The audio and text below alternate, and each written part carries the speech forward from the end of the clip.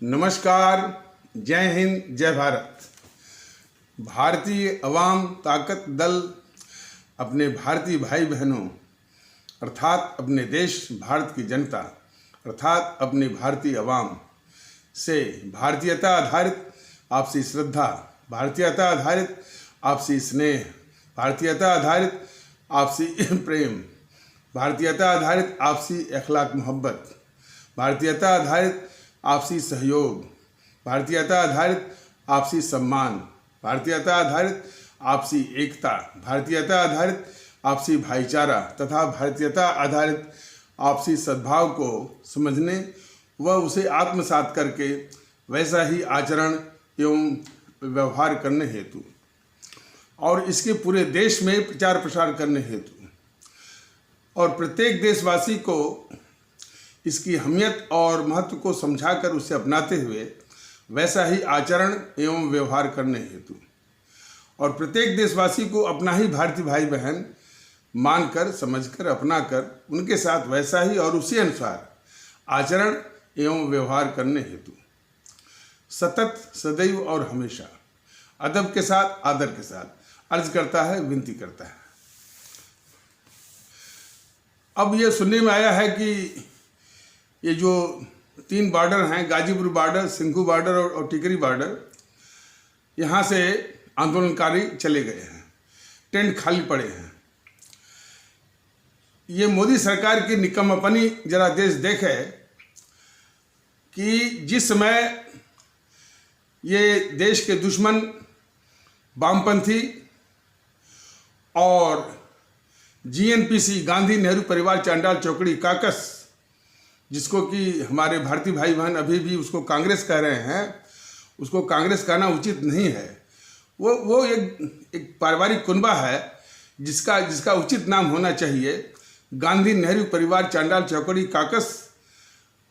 तो ये हमारे भारतीय भाई बहन भी जान लें और इसी नाम से उसको जाने भी, संबोधित भी करें और उसको संदर्भित भी करें। कांग्रेस नहीं है। तो ये दोनों जो है कृषि कानून को लेकर के हमारे पंजाब में रहने वाले भारतीय भाई बहनों और ख़ास करके जो किसान भारतीय भाई बहनों के बीच में भ्रम और अफवाह फैला करके उनके दिमागों में उल्टा सुल्टा जहर भर करके और अफवाह झूठ का शिकार बना करके देश विरोधी यानी देश को अस्थिर करने की साजिश में उनको झोंकने की कोशिश कर रहे थे। ये निकम्मा प्रधानमंत्री हमारे देश का ये जानते हुए कि पंजाब में ऐसा चल रहा है, तब भी जानते हुए जो है ये अमरिंदर सिंह की सरकार को बर्खास्त नहीं किया। सवाल ये उठता है कि यदि थोड़ी भी गैरत होती, मुल्क के प्रति मोहब्बत होती और मुल्क को इन देश विरोधी ताकतों से बचाने की थोड़ी भी नियत होती, तो उसी वक्त जो है वो अमरिंदर सिंह की सरकार को बर्खास्त करता है ये। और ये बीजेपी वाले कहते हैं कि हमारे पास 12 करोड़ की जो है वो कार्यकर्ताओं की फौज है। तो वो फौज किस काम के लिए है? सिर्फ वो चुनाव जीतने के लिए है। चुनाव जीत लिया, सत्ता हथिया लिया, देश पर आफत पड़ा है तो देश पर आफत पड़ा है तो उसके लिए नहीं है। वो बीजेपी कहती है ना कि हम विश्व की सबसे बड़ी पार्टी हैं, हमारे पास 12 करोड़ जो है वो कार्यकर्ताओं की फौज है। वो है किस लिए? वो इस देश के लिए है, देश को आफत से बचाने के लिए है कि सिर्फ वो चुनाव जीतने के लिए है? ये मुट्ठी भर वामपंथी और मुट्ठी भर जेएनपीसी वाले ये हमारे भारतीय भाई बहनों को अफवाह झूठ का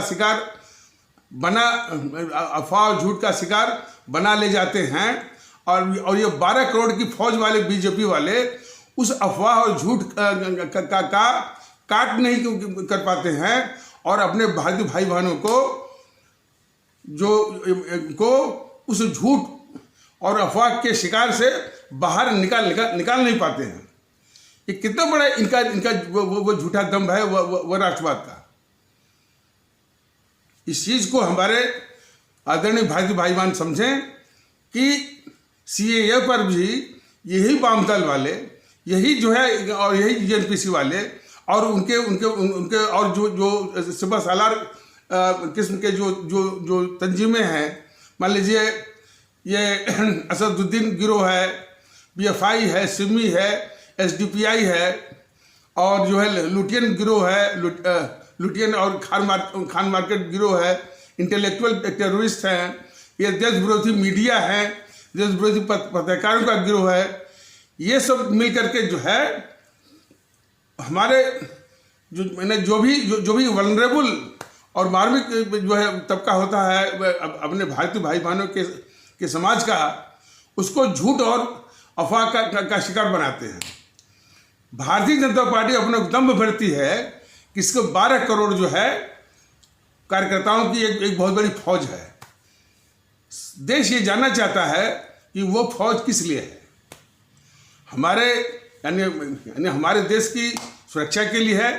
हमारे भारतीय भाई बहन जो इस मुट्ठी भर जेएनपीसी और मुट्ठी भर वामपंथियों के झूठ और अफवाह का शिकार जो है वो बना लेते हैं, उससे बचाने के लिए है कि सिर्फ जो है चुनाव जीत करके वो सत्ता हथियाने के लिए है।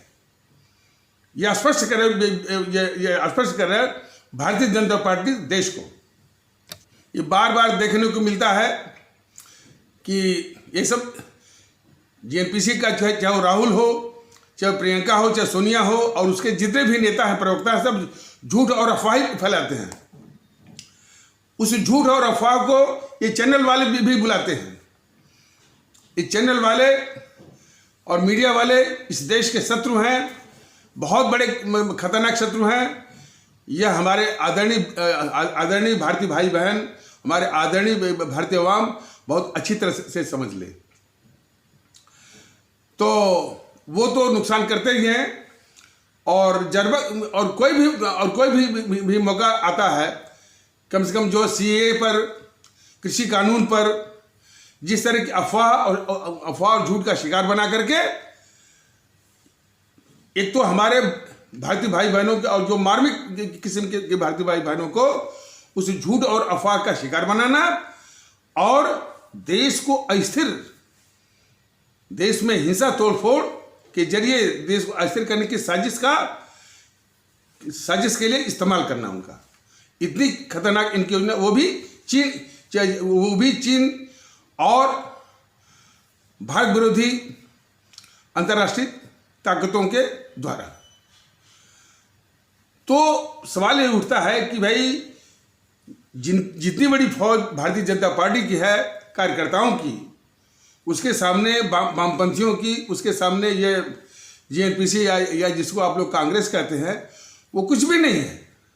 यदि चाहते मुल्क से मोहब्बत होती, अपनी आवाम से मोहब्बत होती, देश की सुरक्षा के विषय में, देश की संपत्तियों की सुरक्षा को लेकर के यदि चिंता होती तो अवश्य जो है ये फौज जो है उसी काम में लग जाती कि ये जो झूठ और अफवाह फैलाते हैं, उस झूठ और अफवाह का बहुत अच्छे से इलाज, बहुत अच्छे से प्रतिकार जो है वो कर सकती थी। लेकिन वो नियत नहीं है। सिर्फ नियत है चुनाव जीतना, सत्ता हथियाना और जनता जो है इसमें जो देश विरोधी जो है, भारत विरोधी जो ताकतों का वो के झूठ और अफवाह का शिकार बनती रहे, इनसे यानी कोई मतलब नहीं है। बस ये राष्ट्रवाद का मुखौटा पहन करके उपदेश देने के लिए है कि सबका साथ है, सबका विश्वास है और मन की बात।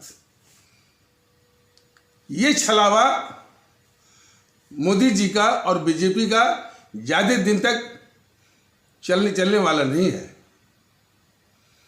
ये बहुत हो चुका।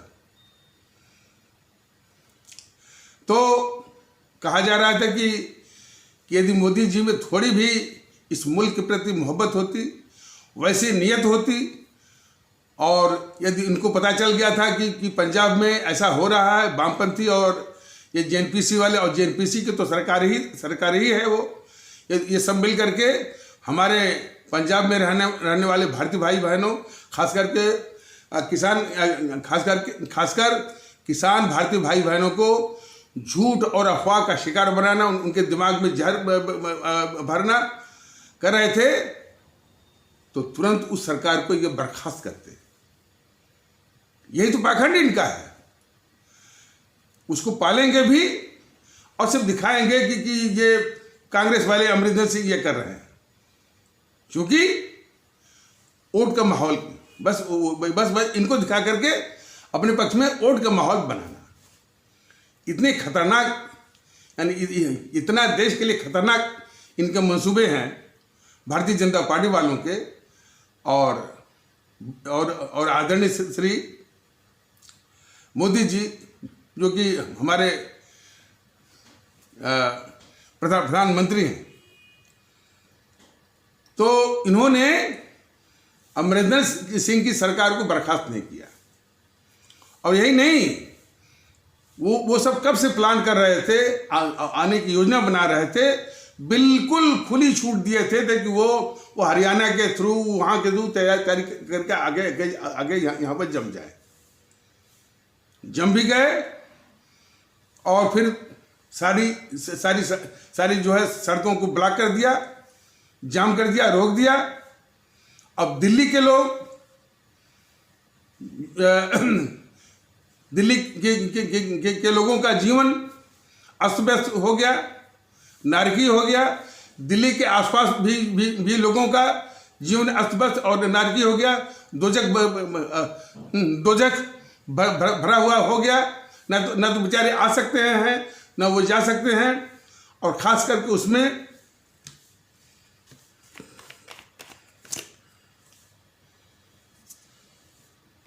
गरीब किस्म के जो भारतीय भाई बहन, मजदूर किस्म के जो कि दैनिक आमदनी पर, दैनिक मजदूरी पर निर्भर रहने वाले और अपने परिवार का पेट पालने वाले, उनकी हालत जो है और भी नाजुक हो गई, और भी मार्मिक हो गई। छोटे छोटे कारखाने बंद हो गए, और आसपास के जो छोटे किसान थे, जो सब्जियां और फल उगाते थे, न तो वो सब्जियों को जो कि दिल्ली की मंडियों में जाकर के वो अपना सब्जी फल बेच करके अपना परिवार चलाते थे, उनका भी जीवन जो है वो संकट में हो गया। तो सवाल इस बात का है कि आखिर ये भारतीय जनता पार्टी वाले और ये श्री मोदी जी सिर्फ चुनाव जीत करके, चुनाव हत्या करके, ये हैं किस लिए? इनकी सार्थकता क्या है? हमारे देश के लोग इस देश विरोधी ताकतों की साजिश का शिकार होते रहे। ये अपनी 12 करोड़ फौज के साथ चुनाव जीतते रहें, और चुनाव जीतने के बाद बस देश को उपदेश बस सुनाते रहें कि सबका साथ, सबका विश्वास, और जो है मन की बात। और जब भी आफत आए तो ये जो देश विरोधी ताकतें हैं, जेएनपीसी और वामपंथी और उसके साथ और भी जो खतरनाक जो है वो जो तंजीम है, उसका शिकार जो है हमारे देश के लोग, और देश की सुरक्षा भी उसके शिकार बनती रहे। इनका लबे लुभाव यही काम रह गया है। देश देश जरा देखे कि ऐसे छली कपटी राष्ट्रवादी भारतीय जनता पार्टी की इस देश को जरूरत है। अब देखिए, टेंट खाली हो गए हैं। अब थोड़ी भी नियत होती कि भाई हमारे दिल्ली के या दिल्ली के आसपास के लोगों का जो जीवन संकट में हो गया है, थोड़ी भी चिंता होती तो तुरंत जो है वो, वैसे तो भारतीय वाम ताकत दल बहुत पहले से कह रहा था कि ये आंदोलन जो है देश विरोधी ताकतों के का ही जमावड़ा है, बस मुखौटा भरा है वो किसान आंदोलन का। इसमें जो हमारे फंसे हुए हैं मजलूम किस्म के हमारे भारतीय भाई बहन, और वो भी मजलूम किस्म के जो किसान हैं, छोटे किसान जो जो जो जो इस भीड़ में शिकार बन रहे हैं, उनको अलग थलग करके बाकी आंदोलनकारियों को कुचलने की आवश्यकता थी। कुचल करके हमारे पूरे जो भारतीय भाई बहन हैं उनका जीवन सामान्य करने की आवश्यकता थी। लेकिन ये निकम्मा प्रधानमंत्री जो है उन्हीं देश विरोधी ताकतों और उसके साथ मतलब ये तो देख रहा था आतंकवादी खालिस्तानी वो तांडव कर रहे थे। तो उनका शिकार बनने के लिए ये छोड़ दिया अपने भारतीय भाई बहनों को, खास करके दिल्ली के लोगों को भी और दिल्ली के खास करके हमारे मजदूर दैनिक आमदनी पर निर्भर रहने वाले, ऑटो चलाने वाले, इनको जो है उन देश विरोधी ताकतों के हवाले छोड़ दिया। अब जबकि टेंट भी खाली हो गया है, तो ये टेंट को हटा नहीं रहे हैं। उन खाली टेंटों को ये मोदी सरकार जो है हटा नहीं रही है।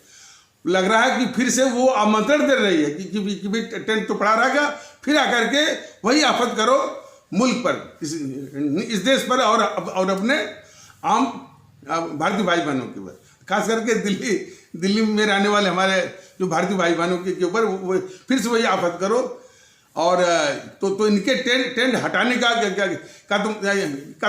इनके टेंट को न हटाने का तो मकसद यही हुआ। ये थोड़ी भी नियत होती भाई कि ये थोड़ी भी नियत होती तो यदि टेंट खाली हो गए हैं तुरंत उसको वो साफ करवाओ, ट्रैफिक जो है वो नॉर्मल हो, लोग आए जाएं, उनका जीवन सामान्य हो, उनकी जो दिनचर्या है यानी वो सामान्य हो। लेकिन नियत नहीं है, मैंने इनकी नियत बिल्कुल इतनी खोटी है देश के खिलाफ और हमारे आम भारतीय भाई बहनों के खिलाफ कि जिसकी कोई इम्तिहान नहीं है।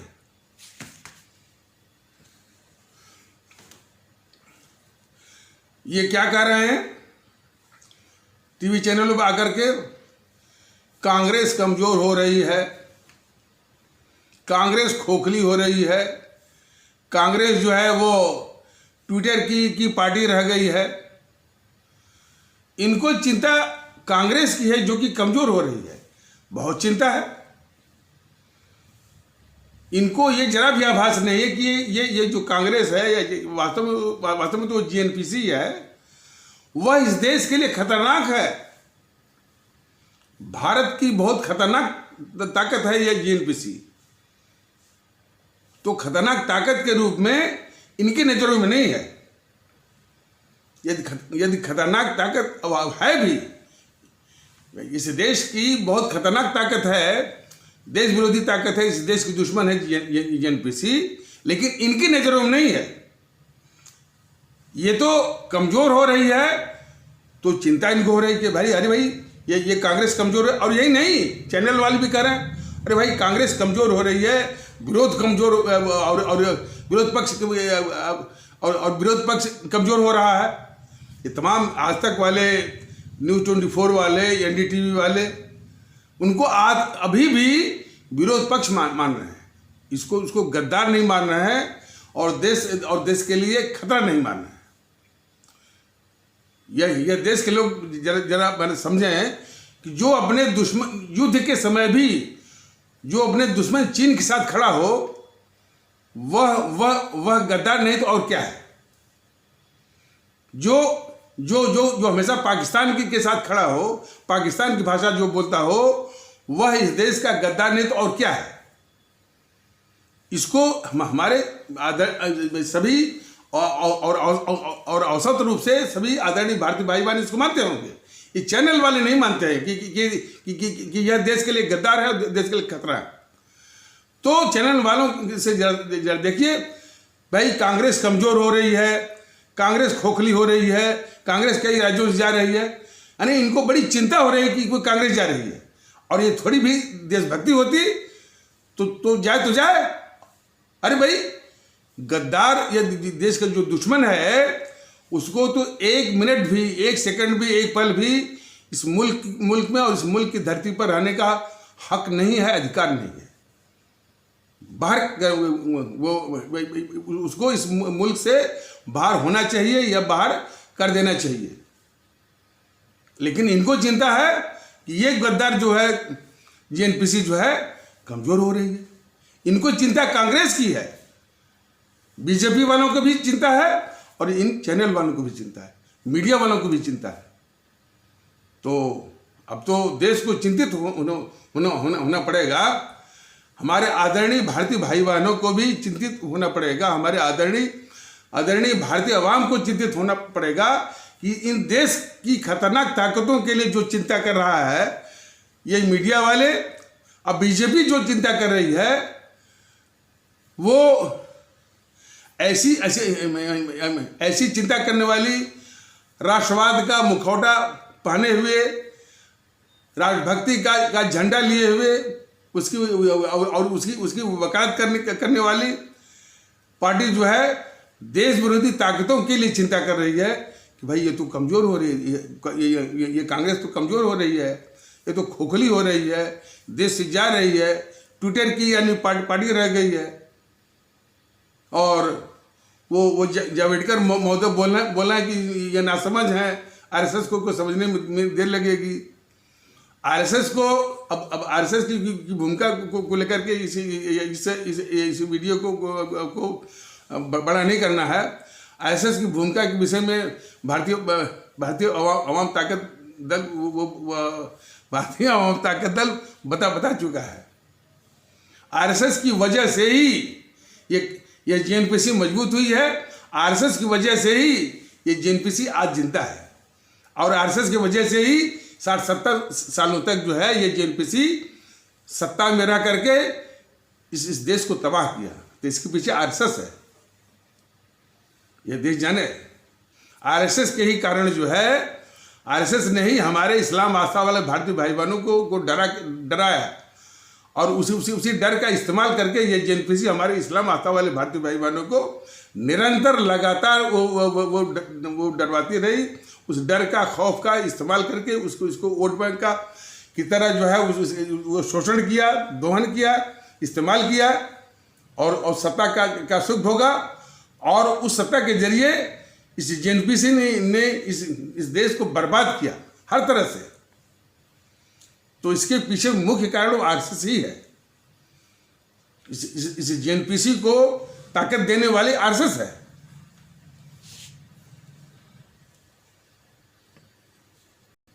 और समझने में दिक्कत हो रही है तो एक पुष्पेंद्र कुलशेठ गिरोह खड़ा हुआ है, जिसका कि मोदी जी जब से आए हैं 2014 से, उसके पहले आता पता नहीं था उसका।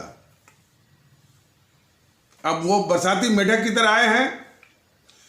ये पुष्पेंद्र कुलशेठ गिरोह जो है, क्या लगता है कि वो हिंदूवादी है, वो हिंदुओं के पक्ष में वो बोलता है और वो हिंदू सनातन की रक्षा वो कर रहा है। बिल्कुल नहीं जनाब। वह ये जो खतरनाक किस्म की वामपंथी हैं, खतरनाक मतलब जेएनपीसी, उनके एजेंडे को चला रहा है भेष बदल करके। उनका एजेंडा क्या है? वामपंथियों का और जेएनपीसी का देश को नफरत की आग में झोंकना, हर वक्त देश को कमजोर करना, ये कांस्टेंट एजेंडा है जेएनपीसी यानी गांधी नेहरू परिवार चांदा चौकड़ी काकस, जिसको कि आप सभी लोग गलती से या भूल से, भ्रम से कांग्रेस कर रहे हैं। ये एजेंडा उसका है। उसी एजेंडे को ये चला रहा है पुष्पेंद्र कुलशेठ गिरोह। लेकिन भेष बदला हुआ है कि वह हिंदू सनातन की रक्षा कर रहा है, वो कर रहा है। बहुत गौर से आप देखें इसको। तो वही चीज ठीक उसी प्रकार जो है इस आरएसएस ने एक झूठ फैलाया कि यह हिंदू राष्ट्र, जबकि हिंदू राष्ट्र तो है ही नहीं, भारतीय गणतंत्र है ये। अफवाह फैला और तमाम जो है और उस इस्लाम आस्था वाले भारतीय भाई बहनों के समाज में भी तो कुछ कुछ कुछ कुछ वो समाज विरोधी तबका है ना, तो बाकी को डरवाने लगा। अरे भाई वो हिंदू राष्ट्र है तो अपने इस्लाम धर्म का क्या होगा, इस्लाम का क्या होगा, हम कहाँ जाएंगे। तो पूरी स्थिति का फिर ये दोहन किया इसने, जेएनपीसी ने। हाँ जरूर, जब ये आरएसएस वाले रहेंगे, बीजेपी वाले रहेंगे, इसको ये जो है वो ये यदि हिंदू राष्ट्र नहीं भी है तो ये बना देंगे, आपको पाकिस्तान भेज देंगे। यही खौफ लगातार, इस खौफ का ही जो है वो इस्तेमाल करके हमारे लगभग पूरी इस्लाम आस्था वाले भारतीय भाई बहनों को 60-70 सालों तक लगातार उनको इस्तेमाल किया, वोट बैंक की तरह उनको उनका दोहन और शोषण किया। तो ये वो आरएसएस है। तो इस प्रकार आरएसएस जो है इस देश की दुर्दशा के लिए उतना ही जिम्मेदार है जितना कि जेएनपीसी, जितना कि गांधी नेहरू परिवार चंडाल चौकड़ी। और उसी आरएसएस की ये राजनीतिक उपज है बीजेपी वाले, समझ जाइए। तो ये तिगड़ी जरा समझिएगा। और बाकी तो बाकी जो छोटे चंगू मंगू हैं, इनको इसी के वो इर्द गिर्द समझिए। ये यदि लार्जर पिक्चर ये समझ में आ जाएगी तो असदुद्दीन ओवैसी को भी समझने की में आपको वो दिक्कत नहीं आएगी। ये एनडीटीवी को समझने की दिक्कत नहीं आएगी।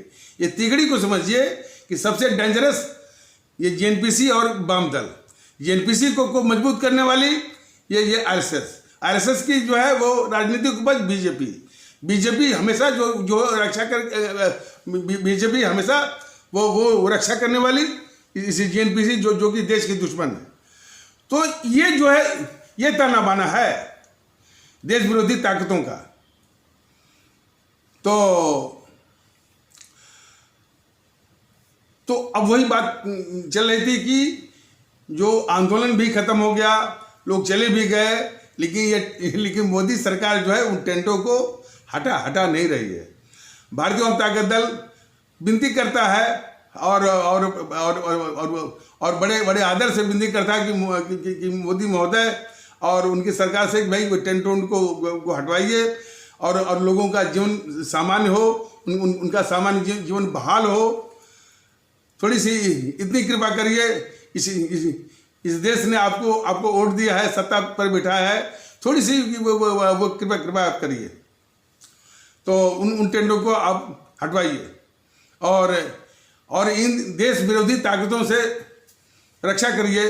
मोदी जी बहुत हो चुका, आप हमेशा जो है देश विरोधी ताकतों को ही बचा रहे हैं और अपनी जो भोली भाली जनता को यानी वो इन देश विरोधी ताकतों के हवाले आप छोड़ दे रहे हैं। माने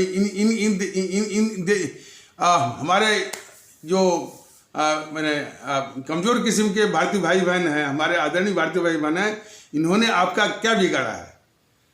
उनकी गलती तो यही थी ना कि आपको चुन दिया और आपको प्रधानमंत्री बना दिया। तो उसी की सजा आप दे रहे हैं कि देश विरोधी ताकतों के हवाले आप वो छोड़ दे रहे हैं। तो इतना जुल्म मत करिए, और वक्त जो है सबका आएगा।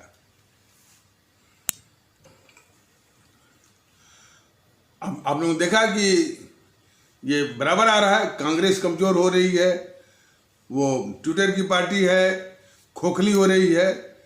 तो ये बहुत बड़ी चिंता हो रही है बीजेपी वालों को। बताइए, बीजेपी वालों की देश की चिंता नहीं है, अपने आम भारतीय भाई बहनों की चिंता नहीं है जिन्होंने इनको सत्ता पर बिठाया। ये गद्दारी नहीं तो और क्या है। जिन्होंने इनको सत्ता पर बिठाया उसकी चिंता नहीं है, चिंता है उस कांग्रेस की जो कि वो कमजोर क्यों हो रही है। लेकिन इनकी नीयत को पढ़िए, इनकी नीयत को देखिए ना। और एक बात महत्वपूर्ण है कि जो वीडियो जारी होता है, हमारे मैं तो नहीं कहता कि काफ़ी लोग देखते हैं, पर यदि इसको मैसिव स्केल पर, बड़े पैमाने पर भारतीय भाई बहन इसको देखते, जागरूक होते, तो कुछ और असर होता।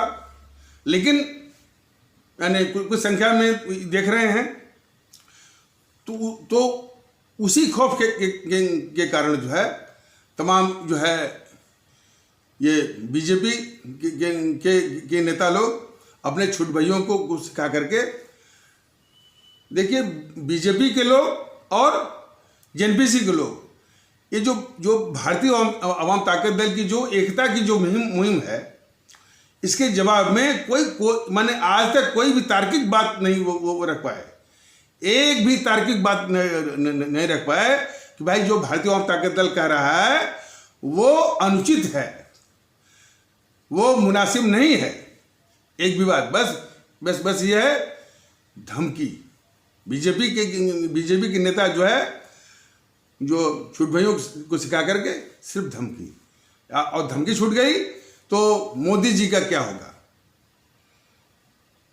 तो दो ही बात, सवाल इस बात का है कि हम जो है मोदी जी की चिंता करें कि देश की चिंता करें। अब वो जो छोट भैया आकर के जो कहते हैं, उनसे तो लग रहा है कि पूरी बीजेपी की चिंता सिर्फ मोदी जी की है और देश की चिंता जो है उनके दिमाग से वो हट गई है। अब तो ये देशवासियों को फैसला करना पड़ेगा, हमारे आदरणीय भारतीय भाई बहनों को फैसला करना पड़ेगा कि ऐसी पार्टी को इस मुल्क में शासन करने का अधिकार हो सकता है जो कि सिर्फ वो चिंता करे मोदी जी की, और न देशवासियों की और न देश की। देखिए ना, तो आकर के जो सुनाते हैं कि मोदी जी का क्या होगा और हमारा वो हो रहा, सिर्फ अब अपनी चिंता। तो इतनी स्वार्थी पार्टी का एक पल भी रहना जो है, ऐसी खतरनाक पार्टी जो बीजेपी है, उसका मुल्क में रहना बहुत ही खतरा है इस मुल्क के लिए। इसीलिए भारतीय अवाम ताकत दल कोई किसी आंदोलन की बात नहीं कर रहा है, किसी खूनी क्रांति की बात नहीं कर रहा है, किसी विप्लव की बात नहीं कर रहा है। वो यही कर रहा है कि जब ये चुनाव का अवसर आता है, राष्ट्रीय अवसर आता है, हमारे जो मतदाता गण हैं, खास करके जो ये चुनाव आ रहा है असम, पश्चिम बंगाल, केरल, तमिलनाडु और पुदुचेरी में, हमारे जो यानी इन प्रदेशों के जो मतदाता गण भारतीय भाई बहन है, आदरणीय भारतीय भाई बहन है, वो नोटा का इस्तेमाल करें, नोटा का इस्तेमाल करके इन भारत की खतरनाक ताकतों को का नाश करें, विनाश करें, नष्ट में नाबूद करें, इनको जड़ से मिटाएं। हालांकि इसी से वो सिर्फ इतनी मात्रा से जड़ से वो नहीं मिट जाएंगे। हाँ, लेकिन देश के लिए एक सुकून की अच्छी शुरुआत मुमकिन होगी। वो तो दिल्ली जो एक साल पहले जो दिल्ली विधानसभा में भारतीय अवाम ताकत दल कहता रह गया, लेकिन दिल्ली के हमारे आदरणीय भारतीय भाई बहन इस पर ध्यान नहीं दिए, और जो है ध्यान नहीं दिए, और दिल्ली में एक बहुत ही खतरनाक गद्दार किस्म की ये जो है सरकार बैठ गई। दिल्ली के लोगों को जानना चाहिए कि ये केजरीवाल कौन है। दिल्ली के लोगों को जवाब देना पड़ेगा कि इन्होंने कैसे, अब देखिए अभी भी चुनाव हुआ है, एमसीटी का उपचुनाव हुआ, 5 में से 4 जीत रही है वो, ये कलंक नहीं तो और क्या है। भारतीय अवाम ताकत दल उन भारतीय भाई बहनों से वो पूछना चाहता है कि क्या उनको इतना भी नहीं मालूम है कि जेएनयू के प्रांगण में जब कन्हैया कुमार ने देश के खिलाफ नारा लगवाया कि भारत तेरे टुकड़े होंगे, भारत की बर्बादी तक जंग जारी रहेगी, उसके साथ खड़ा था ये केजरीवाल। तो उस केजरीवाल को वोट दे करके, उसका समर्थन देना जो है इस देश के खिलाफ गद्दारी नहीं तो और क्या है। इतना अपराध हमारे दिल्ली के लोग न करें ना, ये बहुत बड़ी विनती है। ये पूरे देश के लोग, और जब भी चुनाव आता है तो इन देश विरोधी ताकतों के जाल से बाहर निकले। बहुत दुख होता है।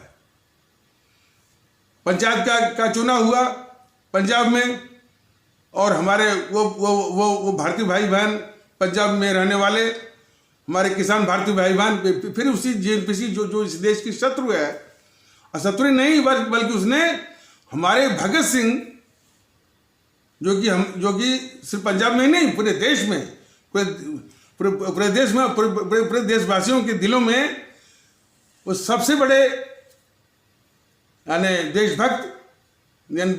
देशभक्ति के मामले में और कुर्बानी शहादत, माने मुल्क के लिए, देश के लिए जो है कुर्बानी शहादत देने वाले, यानी एक बहुत बड़े यानी ईश्वर के रूप में आज भी हम सभी भारतीय भाई बहनों के दिलों पर राज करते हैं शहीद आजम भगत सिंह। उसको इस जेएनपीसी ने आतंकवादी लिखवाया है। तो यही तो विनती है हमारी और भारतीय आवाम ताकत दल की, हमारे पंजाब में रहने वाले भारतीय भाई बहन, हमारे किसान भारतीय भाई बहन, इस देश इस भारत के दुश्मन और हमारे शहीद आजम भगत सिंह को आतंकवादी लिखवाने वाली जेएनपीसी को शिकस्त देना, उसको एक वोट देना भी राष्ट्रीय अपराध है। यह अपराध मत करिए। और उसी प्रकार दिल्ली में इसे केजरीवाल की जो पार्टी, आम आदमी पार्टी को एक वोट देना भी राष्ट्रीय अपराध है। क्यों? कि भारत तेरे टुकड़े होंगे इंशाअल्लाह, और भारत की बर्बादी तक जंग जारी रहेगी।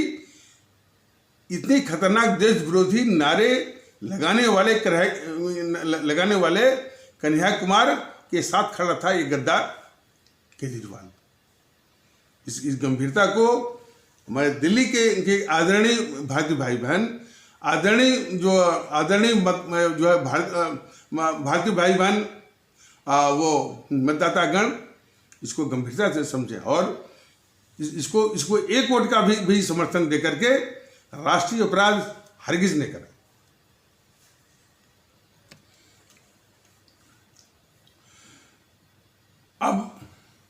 अब देखिए, जो राहुल जो है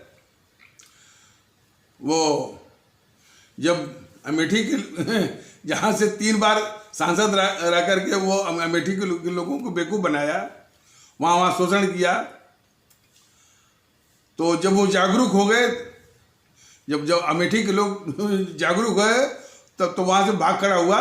अब भाग के गया वहाँ केरल के वायनाड में, बस यही जान करके कि अभी भी जो हमारे इस्लाम आस्था वाले भारतीय भाई बहन जो है अभी भी इसके वो भ्रमजाल में फंस जाएंगे, इसी उम्मीद में, और फंस भी गए, फंसी तो गए, तब उसको समर्थन मिल गया और वो जीत गया, एमपी बन गया। तो इसीलिए भारतीय आवाम ताकत दल अपने सभी आदरणीय इस्लाम आस्था वाले भारतीय भाई बहनों से विनती करता है, और वायनाड के भी भारतीय भाई बहनों से भी विनती करता है, और भी जो माने इस्लाम आस्था वाले भारतीय भाई बहन वहाँ जाके समझाएं हमारे वायनाड वाले इस्लाम आस्था वाले भारतीय भाई बहनों को कि इसको वहाँ से भी लात मारें। तब देखे क्या कहता है वो। तो उनको भी कुछ न कुछ जो है भला बुरा वो जरूर कहेगा। और दूसरी बात देख लीजिए, जब गुजरात के भारतीय भाई बहनों ने इसको बाहर किया, तो संजय तो जो महाराष्ट्र का है, जो इसका जेएनपीसी का नेता संजय निरुपम कह रहा है कि गुजरात के लोग नासमझ हैं, यानी जो लोग इसको वोट न दें वो लोग नासमझ हैं। संजय निरुपम गद्दार महोदय, जरा समझिए, देश ना समझ नहीं, अब वो समझदार हो रहा है। जब तक इसके जेएनपीसी के भ्रमजाल में फंसा हुआ था, उसके जेएनपीसी ऐसी इतनी खतरनाक, जिसने देश का नुकसान ही किया है, उसके अफवाह और झूठ का शिकार बन करके उसको जो समर्थन दिया है, तो वो उसकी नासमझी थी। अब धीरे धीरे वो समझदार हो रहा है। उसकी समझदारी पूर्ण उसमें तब होगी जबकि पूरे देश के आदरणीय भारतीय भाई बहन मैंने सब मिल करके इसको लात मार करके इस तरह से भगाएंगे कि कम से कम ये सोनिया, राहुल और प्रियंका जो है सीधे जाकर के वो इटली में ही रुकेंगे, तब जाकर के ये पूरी वो समझदारी होगी। अभी अंदाजा नहीं है। अभी तो देश जाग रहा है, और जब ये देश समझदार भी हो जाएगा, जाग भी जाएगा, तो ऐसा लात मारेगा इसको, जेएनपीसी को, और जेएनपीसी के ये सोनिया, राहुल और प्रियंका को सीधे जाकर के वहीं रुकेंगे, इटली रुकेंगे वो। तो देश जो है, हाँ, अब इसको बचाने के लिए ये मोदी जी आ जाएं, आरएसएस वाले आ जाएं, बीजेपी आ जाएं, तो कोई बात नहीं है, देश इनको भी देख लेगा। हमारे आदरणीय भारतीय भाई बहन कि कब तक ये रक्षा करते हैं इस खतरनाक जेएनपीसी की, निश्चित रूप से इस मुगालते में न रहें, तो देश जो है वो समझदार हो रहा है। और देश जागरूक होने की आवश्यकता है। और एक बहुत मौलिक चीज हमारे आदरणीय भारतीय भाई बहनों को समझने की जरूरत है कि भारतीय अवाम ताकत दल ये पूरे देश के लोगों को एक करना चाहता है। वो यहाँ तक कर रहा है कि जो अलग अलग छोटे छोटे कुनबों में जो बांट करके जो है विभाजन की जो साजिश चलाई जाती है, जैसे मसलन समझने के लिए जरा देख लीजिए, मायावती क्या करती है, पासी समाज, राजभर समाज, तो कुर्मी समाज, तो वो कोयरी समाज, यही जातियों का था, इसका जो है वो सम्मेलन करवाती है।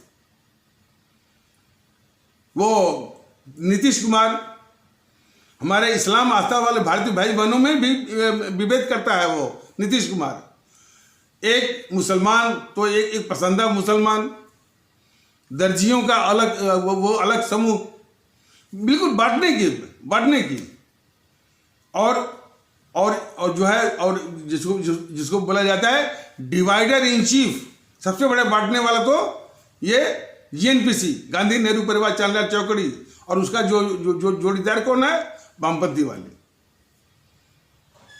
तो देश में विभक्त करने, विभाजन करने का इनका बराबर का एक सिलसिला और गतिविधि रहती है।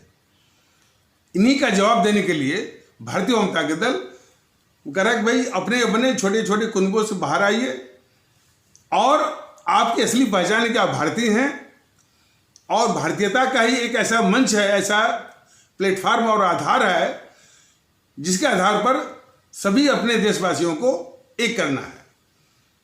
बस उसमें करना यह है कि वो समझें कि हम कुछ नहीं हैं, हम सिर्फ भारतीय हैं, और हमारा असली पहचान, हमारा असली वजूद, हमारी संवैधानिक जो है पहचान जो है कि हम भारतीय नागरिक हैं। यह एहसास जो है सबको करना होगा।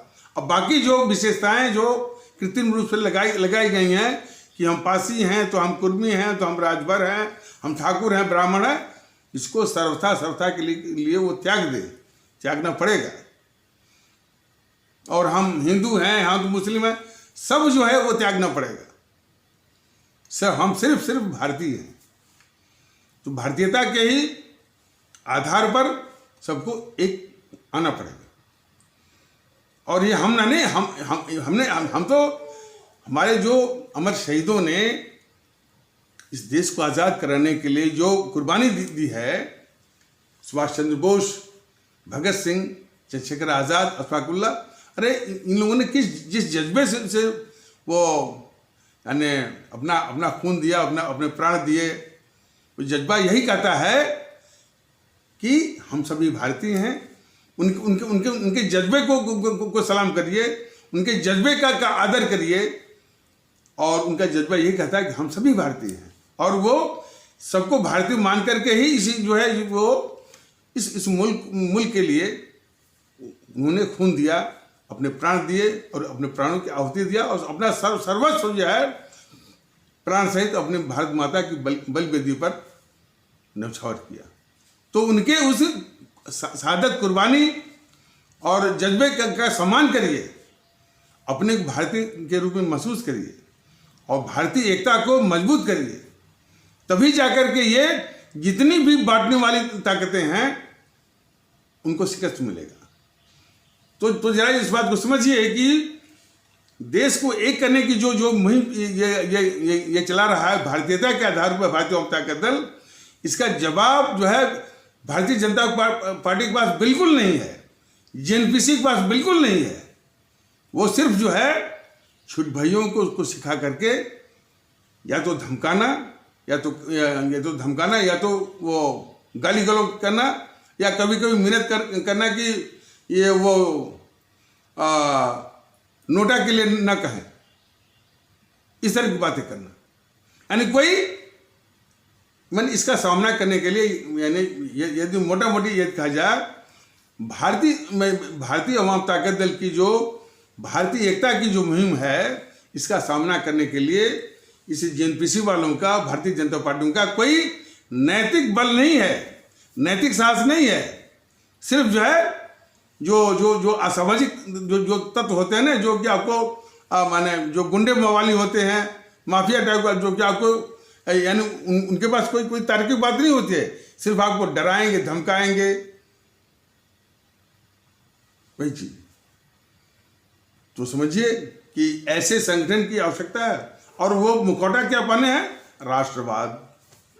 तो अब इनके राष्ट्रवाद की असलियत तो आप देख लीजिए। इनके राष्ट्रवाद की असलियत यह है कि गुंडा माओवादियों के द्वारा जो है भारतीय एकता के मुहिम को रुकवाना, ये इनका राष्ट्रवाद है, समझ लीजिए।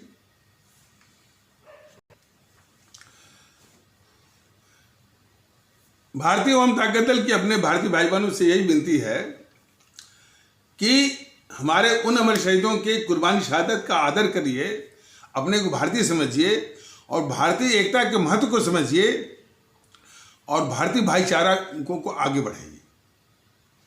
अलग अलग कुनबों में जो फंसे हुए हैं कि हम अम्बेडकरवादी हैं, तो ये कुर्मी समाज है, तो ये ठाकुरों का समाज है, तो ये क्षत्रिय समाज है, तो मुस्लिम समाज है, सारी दीवारों को तोड़िए। और एक जो हमारा जो हमारा जो सामान्य और एक व्यापक हमारा जो माहौल है, सबको साथ में ले चलने का, भारतीयता का क्या इसमें शामिल हुई है। और इसमें जो साधन विहीन है उसका पक्का ख्याल रखेगा भारतीय जनता ताकत दल। उसको जो है महसूस होने नहीं देगा कि वो साधन विहीन नहीं है, कि वो साधन विहीन है। उसके बच्चे पढ़ने के लिए जो है पूरी आर्थिक मदद, पूरी जो है वो सीखने की व्यवस्था और जो है पूरी प्रेरणा, ताकि वो काबिल बनेगा, मेधावी बनेगा, जीनियस बनेगा, टैलेंट बनेगा, और जो है और सबके बराबर जो है वो प्रतिष्ठा भी कमाएगा। ये है, ये सोच है, ये नियत है और ये विचार है भारतीय जनता ताकत दल की एकता भी। और जो हमारा मार्मिक तबका है, जो कि साधन विहीन है, उसको साधन देकर के, काबिल बना करके और उसको इज्जत और प्रतिष्ठा भी बख्शेगा। और फिर देश की एकता में, देश की जो है वो भावनात्मक एकता और मजबूती में उसका सहयोग भी लेगा। देश की प्रगति में भी उसका सहयोग लेगा। भाई जब काबिल लोग आएंगे, तो जब काबिल लोग हमारे भारतीय भाई बहन बनेंगे, तो तभी तो योगदान बढ़ेगा। भारत के उत्थान में, भारत की प्रगति में, भारत को आर्थिक शक्ति, सैन्य शक्ति, राजनीतिक शक्ति विश्व स्तर पर, तभी तो मुमकिन होगा। तो अपने भारतीय भाई बहनों को भी काबिल बनाना है और इस देश को भी मजबूत करना है विश्व स्तर पर। लेकिन इसके पहले मतलब कि एक तो भारतीयता का आधार एकता, और इन ताकतों को जो भारत के खिलाफ बहुत खतरनाक ताकतें हैं, जेएनपीसी और वाम दल, और इनको बचाने वाले बीजेपी, इसीलिए कह रहा है कि, इसीलिए भारतीय आवाम ताकत दल कह रहा है कि ये जो अवसर आया है विधानसभा का, चार राज्यों का, असम, पश्चिम बंगाल, केरल, तमिलनाडु और एक जो है वो केंद्र शासित राज्य है पुदुचेरी या पांडिचेरी, इसमें जो हमारे आदरणीय भारतीय मतदातागण हैं, मतदातागण भारतीय भाई बहन हैं, वो इस बात को न भूलें कि उनको सिर्फ नोटा का इस्तेमाल करना है। और नोटा के इस्तेमाल करने से क्या होगा, न तो आपको कोई आंदोलन करना है, न तो आपको किसी धरने पर बैठना है, न तो आपको कोई यानी भूख हड़ताल करना है, न तो आपको कोई आमरण अनशन करना है। ये बहुत ही आसान तरीका है इन देश विरोधी ताकतों से निजात पाने का, मुक्ति पाने का, और इस मुल्क को भी इन काले अंग्रेज, एक तो सफेद अंग्रेज को इन अमर शहीदों ने भगा दिया।